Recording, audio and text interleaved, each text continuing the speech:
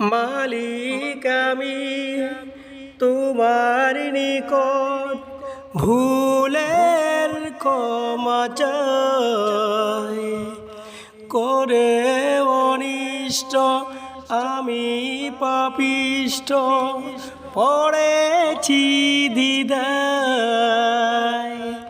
মালিক আমি তোমার নিকট ভুলের ক্ষমা চাই, করে অনিষ্ট আমি পাপিষ্ঠ পড়েছি দ্বিধায়। তুমি মাফ করো